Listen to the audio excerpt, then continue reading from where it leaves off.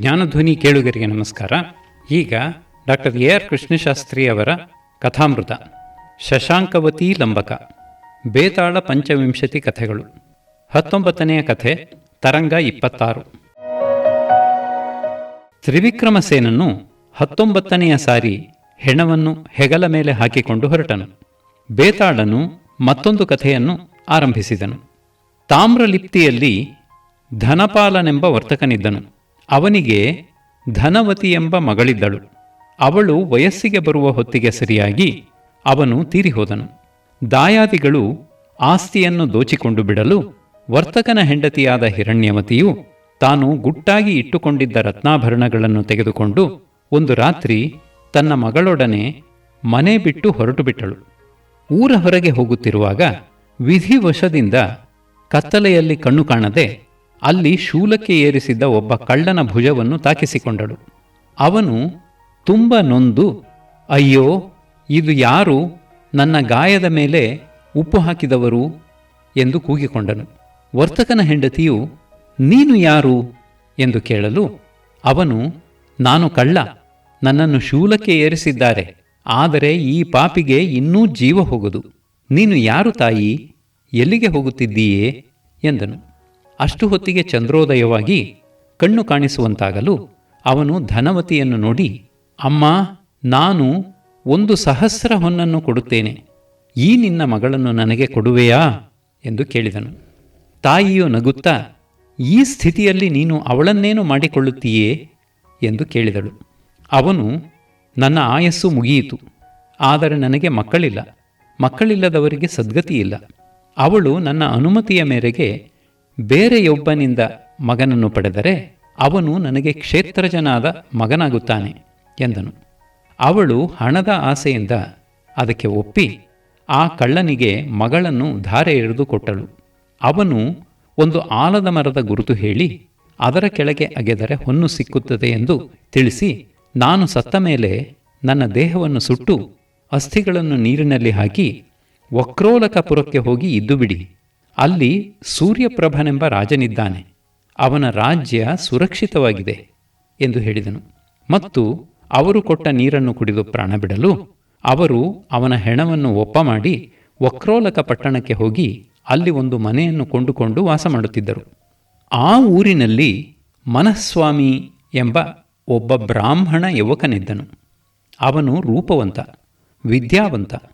ಅವನಿಗೆ ಆ ಊರಿನ ಹಂಸಾವಳಿ ಎಂಬ ಸೂಳೆಯ ಮೇಲೆ ಆಸೆ. ಅವಳು ಒಂದು ರಾತ್ರಿಗೆ 500 ದೀನಾರಗಳನ್ನು ಬಾಡಿಗೆಯಾಗಿ ಕೇಳುತ್ತಿದ್ದಳು. ಅದು ಅವನಿಗೆ ದೊರೆಯದೆ ಕೊರಗುತ್ತಾ ಹೋಗುತ್ತಿದ್ದನು.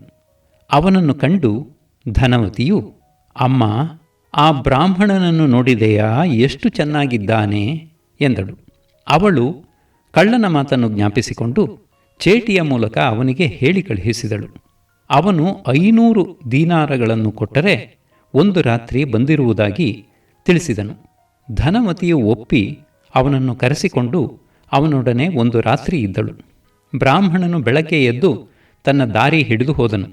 ಧನವತಿಗೆ ಗರ್ಭ ನಿಂತು ಕಾಲಕ್ರಮದಲ್ಲಿ ಒಂದು ಸರ್ವಲಕ್ಷಣ ಸಂಪನ್ನನಾದ ಗಂಡು ಮಗುವಾಯಿತು.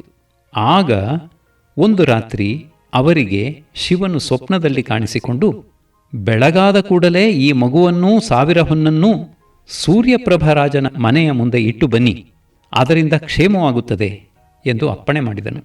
ತಾಯಿ ಮಕ್ಕಳಿಬ್ಬರಿಗೂ ಅದೇ ಸ್ವಪ್ನ ಬಿದ್ದಿದ್ದರಿಂದ ಅವರು ಶಿವನ ಆಜ್ಞೆಯಂತೆಯೇ ನಡೆದುಕೊಂಡು ಮಗುವನ್ನು ಬಿಟ್ಟು ಬಂದರು. ಶಿವನು ರಾಜನಿಗೂ ಸ್ವಪ್ನದಲ್ಲಿ ಕಾಣಿಸಿಕೊಂಡು, ಏಳು ಮಹಾರಾಜ, ನಿನ್ನ ಸಿಂಹದ್ವಾರದಲ್ಲಿ ಒಂದು ಮಗುವೂ ಹೊನ್ನೂ ಇದೆ, ಅದನ್ನು ತಂದು ಸಾಕಿಕೋ ಎಂದು ಆಜ್ಞೆ ಮಾಡಿದನು. ರಾಜನಿಗೆ ಮಕ್ಕಳಿಲ್ಲದ್ದರಿಂದ ತುಂಬ ಸಂತೋಷವಾಯಿತು. ಅವನೇ ಹೋಗಿ ಮಗುವನ್ನು ತನ್ನ 2 ತೋಳಿನಲ್ಲಿಯೂ ಎತ್ತಿ ತಂದು 12 ದಿನ ಊರ ತುಂಬ ಹಿರಿಯ ಹಬ್ಬ ಮಾಡಿ ಮಗುವಿಗೆ ಚಂದ್ರಪ್ರಭನೆಂದು ನಾಮಕರಣ ಮಾಡಿದನು. ಅವನು ವಯಸ್ಸಿಗೆ ಬರಲು ಸೂರ್ಯಪ್ರಭನು ಅವನಿಗೆ ರಾಜ್ಯವನ್ನು ಒಪ್ಪಿಸಿ ಕಾಶಿಗೆ ಹೋಗಿ ತಪಸ್ಸು ಮಾಡುತ್ತಿದ್ದು ದೇಹ ಬಿಟ್ಟನು. ಚಂದ್ರಪ್ರಭನು ಮಂತ್ರಿಗಳನ್ನು ಕರೆದು ತಾನು ಕಾಶಿಗೆ ಹೋಗಿ ತಂದೆಗೆ ಉತ್ತರ ಕ್ರಿಯೆಗಳನ್ನು ಮಾಡಿ ಹಾಗೇ ತೀರ್ಥಯಾತ್ರೆ ಮಾಡಿಕೊಂಡು ಬರುತ್ತೇನೆನ್ನಲು ಅವರು, ಮಹಾರಾಜ, ರಾಜ್ಯವನ್ನು ರಕ್ಷಣೆಯಿಲ್ಲದೆ ಬಿಟ್ಟು ಹೋಗಬಹುದೇ? ಇತರರು ಯಾರಿಂದಾದರೂ ಉತ್ತರ ಕ್ರಿಯೆ ಮಾಡಿಸಿದರಾಯಿತು. ಸ್ವಧರ್ಮವನ್ನು ಪಾಲಿಸುವುದಕ್ಕಿಂತ ಹೆಚ್ಚಿನ ತೀರ್ಥಯಾತ್ರೆ ಯಾವುದಿದೆ? ದಾರಿಯಲ್ಲಿ ಒದಗುವ ಅಪಾಯಗಳು ಹಲವು. ರಾಜರು ತಮ್ಮನ್ನು ಯಾವಾಗಲೂ ರಕ್ಷಿಸಿಕೊಂಡಿರಬೇಕು ಎಂದರು. ಚಂದ್ರಪ್ರಭನು ಅವರ ಮಾತನ್ನು ಅನುಮೋದಿಸಲಿಲ್ಲ. ತಂದೆಯ ಉತ್ತರ ಕ್ರಿಯೆಗಳಿಗಾಗಿ ನಾನು ಹೋಗಬೇಕೆಂದಿದ್ದೇನೆ. ಅದರಲ್ಲಿ ಎರಡು ಮನಸ್ಸಿರಬಾರದು. ತೀರ್ಥಯಾತ್ರೆಯೂ ದೇಹ ಗಟ್ಟಿಯಾಗಿರುವಾಗ ಮಾಡತಕ್ಕದ್ದೇ. ದೇಹವು ನಶ್ವರವಾಗಿರುವಾಗ ನಾಳೆ ಯಾರೋ ನಾವು ಯಾರೋ. ರಾಜ್ಯವನ್ನು ನೀವು ರಕ್ಷಿಸಿಕೊಂಡಿರಿ ಎಂದು ಹೇಳಿ ಹೊರಟೇ ಬಿಟ್ಟನು. ಕಾಶಿಯನ್ನು ತಲುಪಿ ಗಂಗೆಯಲ್ಲಿ ತಂದೆಯ ಅಸ್ಥಿಗಳನ್ನು ಬಿಟ್ಟು ಗಯಾಶಿರಕ್ಕೂ ಧರ್ಮಾರಣ್ಯಕ್ಕೂ ಹೋಗಿ ಗಯಾಕೂಪದಲ್ಲಿ ತಂದೆಗೆಂದು ಪಿಂಡವನ್ನು ಕೊಡಲು ಅದನ್ನು ತೆಗೆದುಕೊಳ್ಳುವುದಕ್ಕೆ 3 ಕೈಗಳು ಎದ್ದು ಮುಂದೆ ಬಂದವು. ದೊರೆಯು ಇದೇನೆಂದು ಆಶ್ಚರ್ಯದಿಂದ ಬೆರಗಾಗಿ ಯಾವ ಕೈಯಲ್ಲಿ ಪಿಂಡವಿಡಬೇಕೆಂದು ಹತ್ತಿರವಿದ್ದ ಬ್ರಾಹ್ಮಣರನ್ನು ಕೇಳಿದನು. ಅವರು, ಈ ಕೈಯಲ್ಲಿ ಲೋಹ ನಿರ್ಮಿತವಾದ ಶಂಕುವಿದೆ, ಆದ್ದರಿಂದ ಇದು ಕಳ್ಳನದು. ಇನ್ನೊಂದು ಕೈಯಲ್ಲಿ ಪವಿತ್ರವಿದೆ, ಇದು ಬ್ರಾಹ್ಮಣನದು. 3ನೇ ಕೈಯಲ್ಲಿ ಉಂಗುರವಿದೆ, ಸಲ್ಲಕ್ಷಣಗಳಿವೆ, ಆದ್ದರಿಂದ ಇದು ರಾಜನದು. ಇದೇನೋ ಯಾವುದರಲ್ಲಿ ಪಿಂಡವಿಡಬೇಕೋ ತಿಳಿಯದು ಎಂದು ಬಿಟ್ಟರು. ರಾಜನಿಗೆ ಬಗೆಹರಿಯದೆ ಹೋಯಿತು.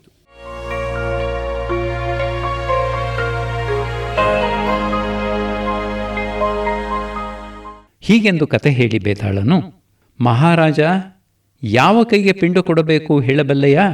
ತಿಳಿದೂ ಹೇಳದಿದ್ದರೆ ತಲೆ ಒಡೆದು ಹೋಗುತ್ತದೆ ಎಂದನು. ರಾಜನು, ಅಯ್ಯ, ಆ ಪಿಂಡವನ್ನು ಕಳ್ಳನ ಕೈಯಲ್ಲಿಯೇ ಕೊಡಬೇಕು. ಏಕೆಂದರೆ ರಾಜನು ಅವನಿಗೆ ಕ್ಷೇತ್ರಜನಾದ ಮಗ, ಮಿಕ್ಕವರಿಗೆ ಮಗನಲ್ಲ. ಬ್ರಾಹ್ಮಣನು ಜನಕ ತಂದೆಯಾದರೂ ಆ ರಾತ್ರಿಗೆ ಹಣ ತೆಗೆದುಕೊಂಡು ತನ್ನನ್ನು ಮಾರಿಕೊಂಡು ಬಿಟ್ಟಿದ್ದನು. ಸೂರ್ಯಪ್ರಭನು ಅವನಿಗೆ ಸಂಸ್ಕಾರಗಳನ್ನು ನಡೆಸಿ ಬೆಳೆಸಿ ಅವನನ್ನು ಮುಂದಕ್ಕೆ ತಂದನು. ಆ ಮಗುವಿನ ಹತ್ತಿರವಿಟ್ಟಿದ್ದ ಹೊನ್ನನ್ನು ತೆಗೆದುಕೊಳ್ಳದಿದ್ದರೆ ಅವನು ರಾಜನ ಮಗನಾಗುತ್ತಿದ್ದನು. ಆದರೆ ಆ ಹಣವನ್ನು ತೆಗೆದುಕೊಂಡನು. ಅದು ಅವನ ಪೋಷಣೆಗಾಯಿತು. ಹಿರಣ್ಯವತಿಯು ಅವನ ತಾಯಿಯನ್ನು ಕಳ್ಳನಿಗೆ ಹೆಂಡತಿಯೆಂದು ಕೈನೀರೆರೆದು ಕೊಟ್ಟಿದ್ದಳು. ಮಗನನ್ನು ಪಡೆಯಬೇಕೆಂದು ಅವನು ಹೊನ್ನನ್ನು ಕೊಟ್ಟು ಅವರಿಂದ ಮಾತು ತೆಗೆದುಕೊಂಡಿದ್ದನು.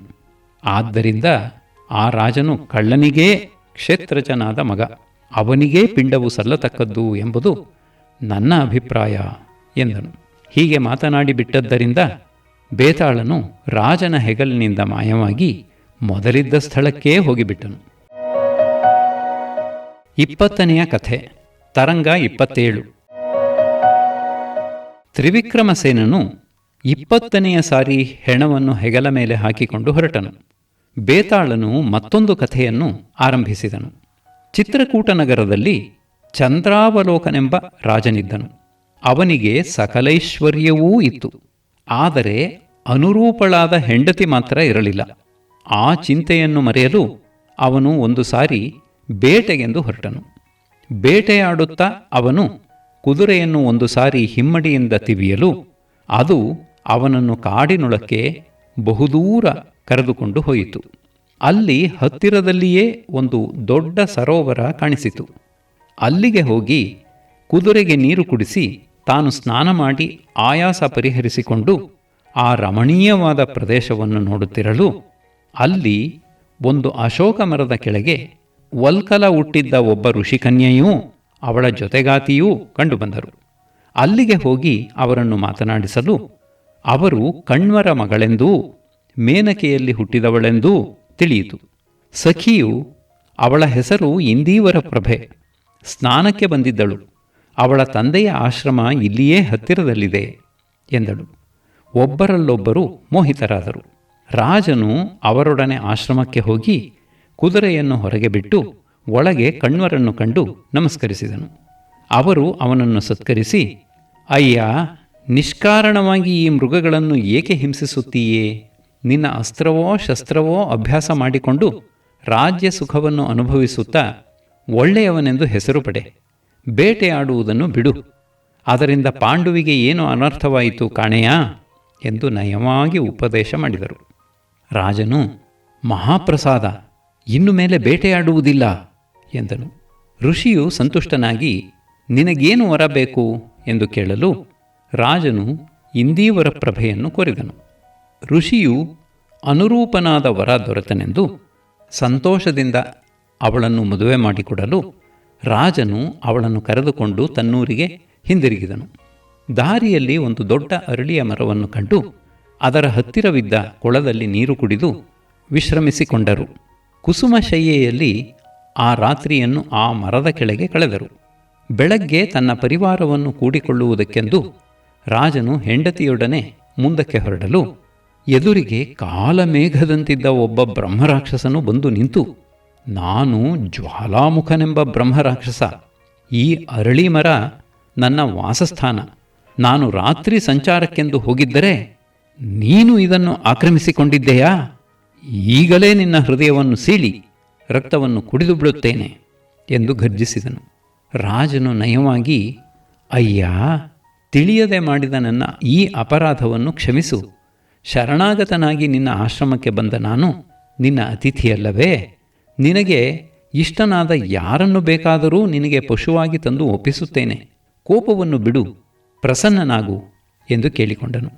ಬ್ರಹ್ಮರಾಕ್ಷಸನು ಶಾಂತನಾಗಿ, ಏಕಾಗಬಾರದು. ಇನ್ನು 7 ದಿನಗಳೊಳಗಾಗಿ ನೀನು 7-8 ವರ್ಷ ವಯಸ್ಸಿನ ಒಬ್ಬ ಬ್ರಾಹ್ಮಣ ಕುಮಾರನನ್ನು ಅರ್ಪಿಸಬೇಕು.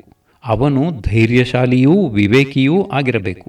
ಅವನು ನಿನಗಾಗಿ ತನ್ನನ್ನು ಮನಃಪೂರ್ವಕವಾಗಿ ಒಪ್ಪಿಸಿಕೊಳ್ಳಬೇಕು. ಅವನ ಕೈಗಳನ್ನು ತಾಯಿಯೂ ಕಾಲುಗಳನ್ನು ತಂದೆಯೂ ಹಿಡಿದುಕೊಂಡಿರಲು ಅವನನ್ನು ನಿನ್ನ ಕತ್ತಿಯಿಂದ ಕತ್ತರಿಸಿ ನನಗೆ ಬಲಿ ಕೊಡಬೇಕು. ಇಲ್ಲದಿದ್ದರೆ ಈ ಕ್ಷಣದಲ್ಲಿ ನಿನ್ನನ್ನೂ ನಿನ್ನ ಪರಿವಾರವನ್ನು ನಾಶ ಮಾಡಿಬಿಡುತ್ತೇನೆ ಎಂದನು. ರಾಜನು ಒಪ್ಪಿದನು. ಬ್ರಹ್ಮರಾಕ್ಷಸನು ಮಾಯವಾದನು. ಅನಂತರ ರಾಜನು, ಅಯ್ಯೋ, ನಾನು ಬೇಟೆಗೂ ಕಾಮಕ್ಕೂ ವಶನಾಗಿ ಪಾಂಡುವಿನಂತೆ ಹೀಗೆ ಅತಂತ್ರದಲ್ಲಿ ಅನರ್ಥಕ್ಕೊಳಗಾದೆನಲ್ಲ ಎಂದು ಚಿಂತಿಸುತ್ತಾ ಹೆಂಡತಿಯೊಡನೆ ಊರಿಗೆ ಬಂದನು. ರಾಜನು ತನಗೆ ಅನುರೂಪಳಾದ ಹೆಂಡತಿಯನ್ನು ಮದುವೆ ಮಾಡಿಕೊಂಡು ಬಂದನೆಂದು ಊರೆಲ್ಲ ಸಂತೋಷಪಟ್ಟಿತು.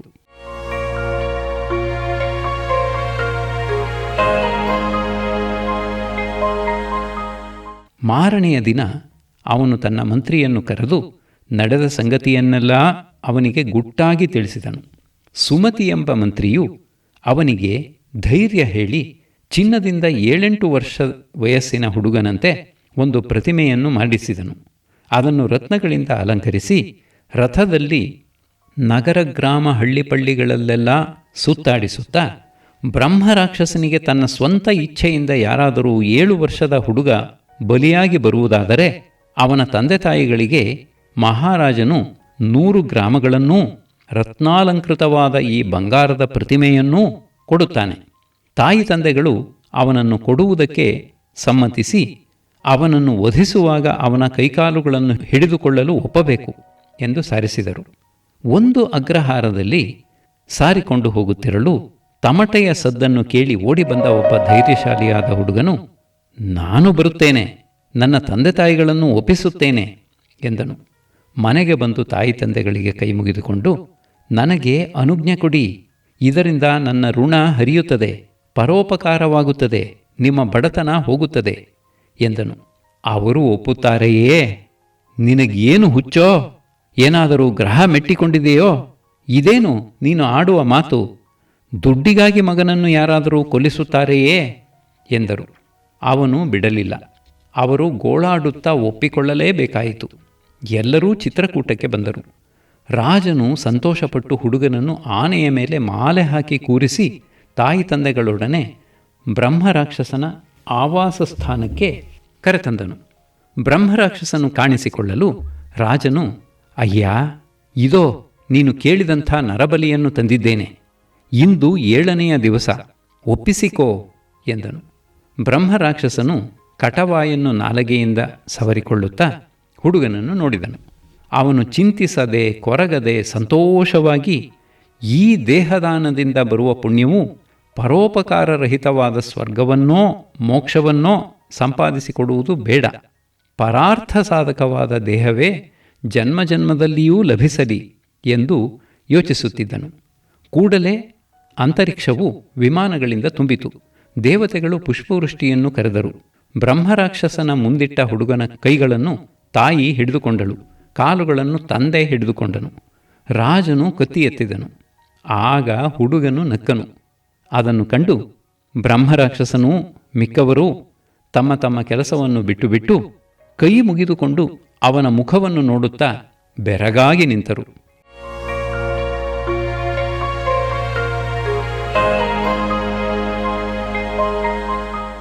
ಹೀಗೆಂದು ಕಥೆ ಹೇಳಿ ಬೇತಾಳನು, ಮಹಾರಾಜ, ಅಂಥ ಪ್ರಾಣ ಹೋಗುವ ಸಮಯದಲ್ಲಿಯೂ ಆ ಹುಡುಗನು ನಕ್ಕದ್ದು ಏಕೆ?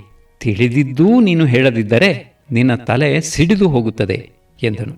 ರಾಜನು, ಕೈಯಲ್ಲಾಗದ ಯಾವ ಪ್ರಾಣಿಗಾದರೂ ಭಯ ಉಂಟಾದರೆ ಅದು ಪ್ರಾಣ ಭಯದಿಂದ ಅಪ್ಪ ಅಮ್ಮ ಎಂದು ಕೂಗಿಕೊಳ್ಳುತ್ತದೆ. ಅವರಿಲ್ಲದಿದ್ದರೆ ಆರ್ತರಕ್ಷಣೆಗೆಂದೇ ರಾಜನು ನಿರ್ಮಿತನಾಗಿರುತ್ತಾನೆ. ಅವನು ದೊರೆಯದಿದ್ದರೆ ಯಾವುದಾದರೂ ಒಂದು ದೇವತೆ ಇರುತ್ತದೆ. ಅವನಿಗೆ ಇದಿಷ್ಟು ಜನರಿದ್ದರೂ ವಿರೋಧವೇ ಆಯಿತು. ತಾಯಿ ತಂದೆಗಳು ಕೈಕಾಲುಗಳನ್ನು ಹಿಡಿದು ನಿಂತರು. ರಾಜನೇ ತನ್ನ ಪ್ರಾಣವನ್ನು ಉಳಿಸಿಕೊಳ್ಳುವುದಕ್ಕಾಗಿ ಕತ್ತಿ ಎತ್ತಿ ನಿಂತನು. ದೇವತೆಯಾದ ಬ್ರಹ್ಮ ರಾಕ್ಷಸನು ಅವನನ್ನು ತಿನ್ನುವುದಕ್ಕೆ ಸಿದ್ಧನಾಗಿದ್ದನು. ಅನಿತ್ಯವೂ ಆಧಿವ್ಯಾಧಿ ಪೀಡಿತವೂ ಆಗಿ ವಿರಸದಲ್ಲಿ ಮುಗಿಯುವ ಈ ದೇಹಕ್ಕಾಗಿ ಇಂಥ ಹುಚ್ಚಾಟವೇ? ಬ್ರಹ್ಮ ವಿಷ್ಣು ಮಹೇಶ್ವರರೂ ನಾಶ ಹೊಂದಬೇಕಾಗಿರುವಾಗ ಇವರಿಗೆ ತಮ್ಮ ಶರೀರ ಸ್ಥಿರವಾಗಿರುತ್ತದೆಂದು ಏನು ಚಪಲ? ಇದಲ್ಲವೇ ಮೋಹ ಎಂದು ಆಶ್ಚರ್ಯದಿಂದಲೂ ತನ್ನ ಇಷ್ಟಾರ್ಥ ನೆರವೇರಿತಲ್ಲ ಎಂಬ ಸಂತೋಷದಿಂದಲೂ ಆ ಹುಡುಗನಿಗೆ ನಗು ಬಂತು ಎಂದನು. ಹೀಗೆ ಮಾತನಾಡಿ ಬಿಟ್ಟದ್ದರಿಂದ ಬೇತಾಳನು ರಾಜನ ಹೆಗಲಿನಿಂದ ಮಾಯವಾಗಿ ಮೊದಲಿದ್ದ ಸ್ಥಳಕ್ಕೇ ಹೋಗಿಬಿಟ್ಟನು. 21ನೆಯ ಕಥೆ. ತರಂಗ 28. ತ್ರಿವಿಕ್ರಮಸೇನನು 21ನೆಯ ಸಾರಿ ಹೆಣವನ್ನು ಹೆಗಲ ಮೇಲೆ ಹಾಕಿಕೊಂಡು ಹೊರಟನು.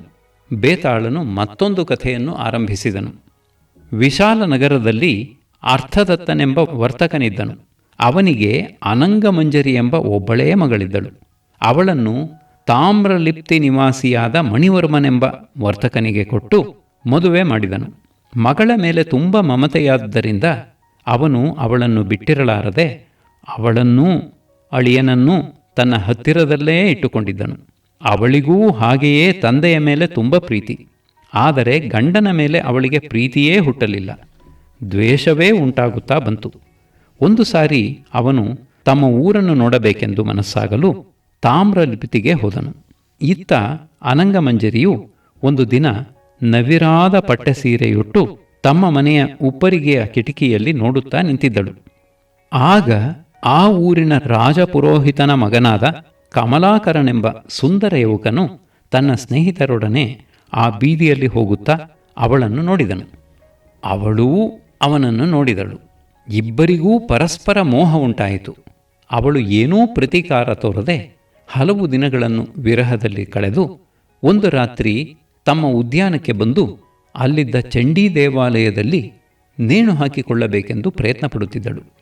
ಮಾಲತಿ ಎಂಬ ಅವಳ ಸಖಿಯು ಎಚ್ಚರಗೊಂಡು ಅನಂಗಮಂಜರಿಯು ಹಾಸಿಗೆಯ ಮೇಲಿಲ್ಲದಿರಲು ಅವಳನ್ನು ಹುಡುಕಿಕೊಂಡು ಬಂದು ಆ ಸ್ಥಿತಿಯಲ್ಲಿ ಅವಳನ್ನು ಕಂಡಳು. ಅವಳಿಂದ ಸಂಗತಿಯನ್ನೆಲ್ಲ ತಿಳಿದುಕೊಂಡು ಮರುದಿನ ರಾತ್ರಿ ಹೇಗಾದರೂ ಮಾಡಿ ಅದೇ ಉದ್ಯಾನಕ್ಕೆ ಕಮಲಾಕರನನ್ನು ಕರೆತರುತ್ತೇನೆಂದು ಸಮಾಧಾನ ಮಾಡಿ ಅವಳನ್ನು ಮನೆಯೊಳಕ್ಕೆ ಕರೆದುಕೊಂಡು ಹೋದಳು.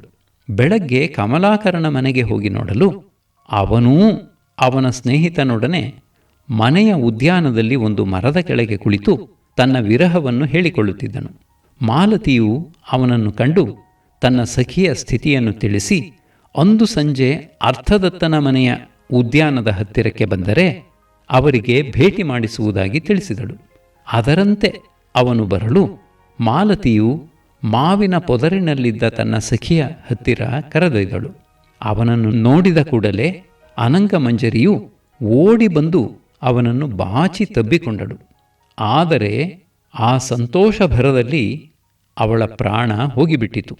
ಕಮಲಾಕರನು ಅದನ್ನು ನೋಡಿ ಅಯ್ಯೋ ಅಯ್ಯೋ ಇನ್ನೇನು ಗತಿ ಎಂದು ಕೂಗಿಕೊಂಡು ಅವಳನ್ನು ತೊಡೆಯ ಮೇಲೆ ಹಾಕಿಕೊಂಡು ಮುದ್ದಿಟ್ಟು ಗೋಳಾಡುತ್ತಿರಲು ಆ ದುಃಖ ಭರದಲ್ಲಿ ಅವನ ಪ್ರಾಣ ಹೋಗಿಬಿಟ್ಟಿತು.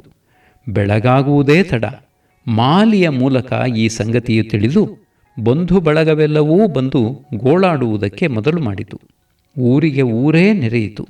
ಈ ಮಧ್ಯೆ ಊರಿಗೆ ಹೋಗಿದ್ದ ಮಣಿವರ್ಮನು ಬಂದು ತನ್ನ ಹೆಂಡತಿಯು ಪರಪುರುಷನೊಬ್ಬನೊಡನೆ ಸತ್ತು ಬಿದ್ದಿರುವುದನ್ನು ನೋಡಿ ಶೋಕದಲ್ಲಿ ಮುಳುಗಿ ಪ್ರಾಣ ಬಿಟ್ಟನು. ಆಗ ಗಣಗಳು ಚಂಡಿಯನ್ನು, ತಾಯಿ, ಅರ್ಥದತ್ತನು ನಿನ್ನ ಭಕ್ತನಲ್ಲವೇ, ಅವನನ್ನು ಅನುಗ್ರಹಿಸು ಎಂದು ಪ್ರಾರ್ಥಿಸಲು ಅವಳು ಎಲ್ಲರನ್ನೂ ಎಬ್ಬಿಸಿದಳು. ಅವರು ನಿದ್ರೆ ತಿಳಿದವರಂತೆ ಎದ್ದರು. ಎಲ್ಲರಿಗೂ ಆಶ್ಚರ್ಯವಾಯಿತು. ಕಮಲಾಕರನು ನಾಚಿಕೆಯಿಂದ ತಲೆ ತಗ್ಗಿಸಿಕೊಂಡು ಮನೆಗೆ ಹೋದನು. ಅರ್ಥದತ್ತನು ಅಳಿಯನನ್ನೂ ಮಗಳನ್ನೂ ಸಂತೋಷದಿಂದ ಮನೆಯೊಳಕ್ಕೆ ಕರೆದುಕೊಂಡು ಹೋದನು.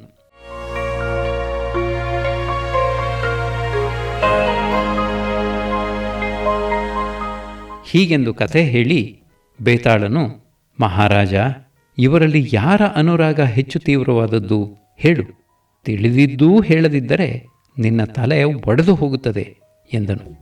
ರಾಜನು, ಅಯ್ಯ, ಮಣಿವರ್ಮನದೇ ತೀವ್ರವಾದದ್ದು ಎಂದು ನನಗೆ ತೋರುತ್ತದೆ. ಮಿಕ್ಕ ಇಬ್ಬರ ವಿರಹಾವಸ್ಥೆಯು ಕ್ರಮವಾಗಿ ಬೆಳೆದು ಆ ಸ್ಥಿತಿಗೆ ಬಂತು. ಮಣಿವರ್ಮನದು ಹಾಗಲ್ಲ.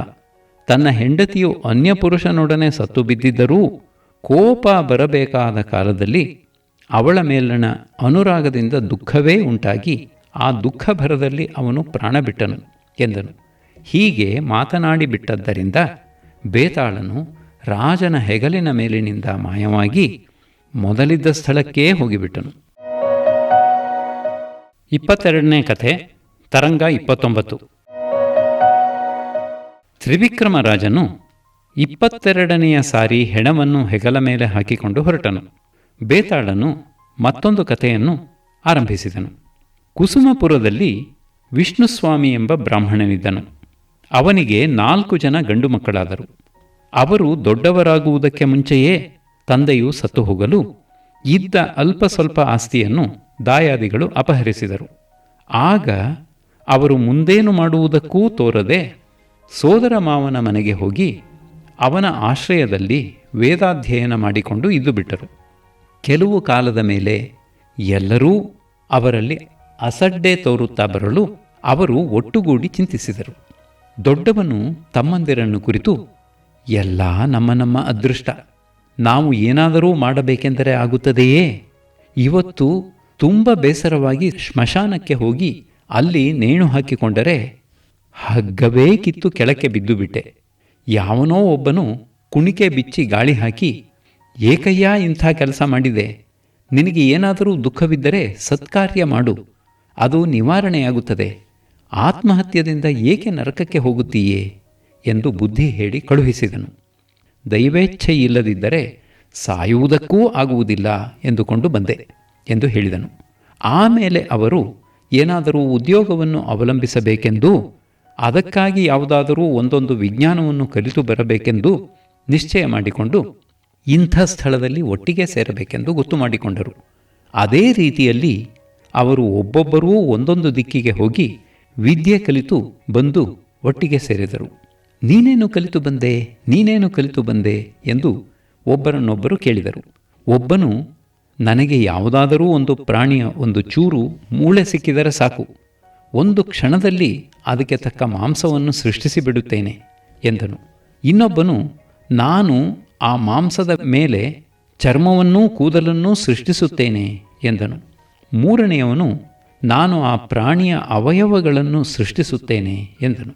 ನಾಲ್ಕನೆಯವನು, ನಾನು ಆ ಪ್ರಾಣಿಗೆ ಜೀವ ಕೊಡುತ್ತೇನೆ ಎಂದನು. ಅನಂತರ ತಮ್ಮ ವಿಜ್ಞಾನವನ್ನು ಪ್ರದರ್ಶಿಸುವುದಕ್ಕೋಸ್ಕರ ಅವರು ಮೂಳೆಯ ತುಂಡನ್ನು ಹುಡುಕಿಕೊಂಡು ಕಾಡಿಗೆ ಹೋದರು. ಅಲ್ಲಿ ವಿಧಿವಶದಿಂದ ಅವರಿಗೆ ಒಂದು ಸಿಂಹದ ಮೂಳೆಯ ತುಂಡು ಸಿಕ್ಕಿತು.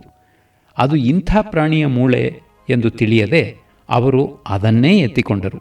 ಒಬ್ಬನು ಅದಕ್ಕೆ ಮಾಂಸ ಬರಿಸಿದನು, ಇನ್ನೊಬ್ಬನು ಚರ್ಮ ರೋಮಗಳನ್ನು ಬರಿಸಿದನು, ಮತ್ತೊಬ್ಬನು ಅವಯವಗಳನ್ನು ಉಂಟು ಮಾಡಿದನು. ಅದು ಸಿಂಹದ ದೇಹವಾಯಿತು. ನಾಲ್ಕನೆಯವನು ಅದಕ್ಕೆ ಜೀವ ಬರಿಸಿದನು. ಆಗ ಅದು ಎದ್ದು ಭಯಂಕರವಾಗಿ ಗರ್ಜಿಸುತ್ತಾ ಅವರು ನಾಲ್ವರನ್ನೂ ಕೊಂದು ತಿಂದು ಕಾಡಿಗೆ ಹೊರಟು ಹೋಯಿತು. ದುಷ್ಟ ಪ್ರಾಣಿಯನ್ನು ಎಬ್ಬಿಸಿ ಕೂರಿಸಿದರೆ ಸುಖವಾದೀತೇ? ಪೌರುಷ ವೃಕ್ಷಕ್ಕೆ ದೈವವು ಬುಡದಲ್ಲಿ ಪ್ರಜ್ಞಾನದ ನೀರೆರೆದರೆ ಅದು ಫಲಿಸೀತು.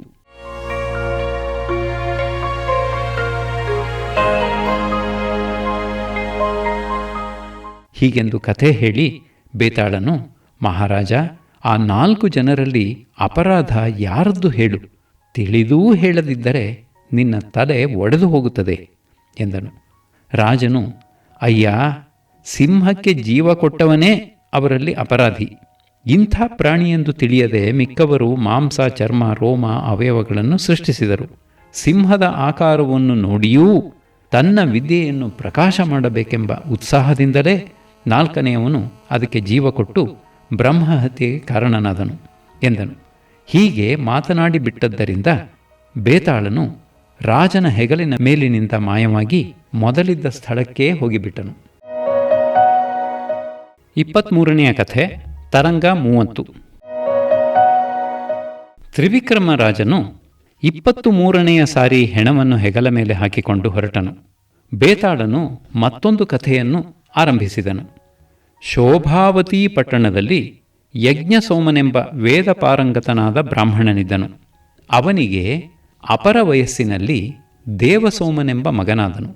ವಿದ್ಯಾವಿನಯ ಸಂಪನ್ನನಾದ ಆ ಹುಡುಗನು 16 ವರ್ಷ ತುಂಬುತ್ತಿದ್ದ ಹಾಗೇ ಜ್ವರದಿಂದ ತೀರಿಕೊಂಡು ಬಿಟ್ಟನು. ತಂದೆ ತಾಯಿಗಳ ದುಃಖ ಹೇಳತಿರದು. ಆಗ ಅವನ ನೆಂಟರಿಷ್ಟರೆಲ್ಲರೂ ಅವರಿಗೆ ಸಮಾಧಾನ ಹೇಳಿ ಆ ಹುಡುಗನ ಶವವನ್ನು ಶ್ಮಶಾನಕ್ಕೆ ಸಾಗಿಸಿದರು. ಅಲ್ಲಿ ವಾಮಶಿವನೆಂಬ ಒಬ್ಬ ವೃದ್ಧ ಪಾಶುಪತ ಯೋಗಿಯು ತಪಸ್ಸು ಮಾಡಿಕೊಂಡಿದ್ದನು. ಅವನು ತನ್ನ ಶಿಷ್ಯನನ್ನು ಕುರಿತು, ಅದೇನು ಗದ್ದಲ, ನೋಡಿಕೊಂಡು ಬಾ ಎಂದು ಹೇಳಿದನು. ಶಿಷ್ಯನು, ಈಗ ಹೋಗಲಾಗುವುದಿಲ್ಲ, ಭಿಕ್ಷೆಗೆ ಹೋಗಬೇಕು, ಹೊತ್ತಾಗಿ ಹೋಗುತ್ತದೆ ಎಂದನು. ಅದೇ ಕಾರಣವಾಗಿ ಮಾತಿಗೆ ಮಾತು ಬೆಳೆದು ಶಿಷ್ಯನು ಅವನನ್ನು ತೊರೆದು ಹೊರಟು ಹೋದನು. ಆದ್ದರಿಂದ ತಾಪಸನೇ ಎದ್ದು ಬಂದನು. ಪ್ರಾಯದ ಹುಡುಗನ ಆ ಹೆಣವನ್ನು ನೋಡಿ ಅದರೊಳಗೇಕೆ ಪ್ರವೇಶ ಮಾಡಬಾರದು ಎನ್ನಿಸಿತು. ಆಗ ಬಿಕ್ಕಿ ಬಿಕ್ಕಿ ಅತ್ತನು. ಆಮೇಲೆ ಕುಣಿದಾಡಿದನು. ಆಮೇಲೆ ಯೋಗದಿಂದ ತನ್ನ ಮುಪ್ಪಡಿಸಿದ ದೇಹವನ್ನು ಬಿಟ್ಟು ಆ ಹುಡುಗನ ದೇಹದಲ್ಲಿ ಹೊಕ್ಕನು. ಕೂಡಲೇ ದೇವಸೋಮನು ನಿದ್ರೆ ತಿಳಿದವನಂತೆ ಆಕಳಿಸುತ್ತಾ ಎದ್ದು ಕುಳಿತನು. ಅದನ್ನು ನೋಡಿ ಎಲ್ಲರಿಗೂ ಸಂತೋಷವೋ ಸಂತೋಷ. ಅವನೊಳಗಿದ್ದ ತಾಪಸನು, ನಾನು ಲೋಕಾಂತರಕ್ಕೆ ಹೋಗಿದ್ದೆ. ಅಲ್ಲಿ ಶಿವನು ಮಹಾಪಾಶುಪತ ವ್ರತವನ್ನು ಹಿಡಿಯಬೇಕೆಂದು ನನಗೆ ಆಜ್ಞೆ ಮಾಡಿ ಜೀವದಾನ ಮಾಡಿದನು ಎಂದು ಅಲ್ಲಿದ್ದವರಿಗೆಲ್ಲ ಹೇಳಿ ಎಲ್ಲರನ್ನೂ ಮನೆಗೆ ಕಳುಹಿಸಿ ತಾನು ತನ್ನ ಮೊದಲ ದೇಹವನ್ನು ಒಂದು ಹಳ್ಳದೊಳಕ್ಕೆ ತಳ್ಳಿ ತನಗೆ ಬೇಕಾದ ಕಡೆಗೆ ಹೊರಟು ಹೋದನು.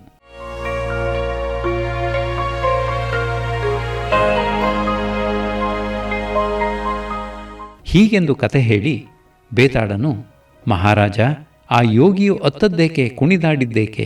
ನಿನಗೆ ತಿಳಿದೂ ಹೇಳದಿದ್ದರೆ ನಿನ್ನ ತಲೆ ಒಡೆದು ಹೋಗುತ್ತದೆ ಎಂದನು. ರಾಜನು, ಈ ದೇಹದಲ್ಲಿ ನಾನು ಸಿದ್ಧಿ ಪಡೆದೆ. ಇದನ್ನು ನನ್ನ ತಂದೆ ತಾಯಿಗಳು ಬಾಲ್ಯದಲ್ಲಿ ಲಾಲಿಸಿ ಪಾಲಿಸಿದರು. ಇದನ್ನು ಬಿಟ್ಟು ಹೋಗಬೇಕಲ್ಲ ಎಂಬ ದುಃಖದಿಂದ ಅವನು ಅತ್ತನು. ದೇಹಾಭಿಮಾನವನ್ನು ಬಿಡುವುದು ಕಷ್ಟ. ಹೊಸ ದೇಹವನ್ನು ಹೊಕ್ಕು ಇದಕ್ಕೂ ಹೆಚ್ಚಿನದನ್ನು ಸಾಧಿಸುತ್ತೇನೆ ಎಂದು ಸಂತೋಷದಿಂದ ಕುಣಿದಾಡಿದನು. ಯೌವನ ಯಾರಿಗೆ ಇಷ್ಟವಲ್ಲ ಎಂದನು. ಹೀಗೆ ಮಾತನಾಡಿ ಬಿಟ್ಟದ್ದರಿಂದ ಬೇತಾಳನು ರಾಜನ ಹೆಗಲ ಮೇಲಿಂದ ಮಾಯವಾಗಿ ಮೊದಲಿದ್ದ ಸ್ಥಳಕ್ಕೇ ಹೋಗಿಬಿಟ್ಟನು.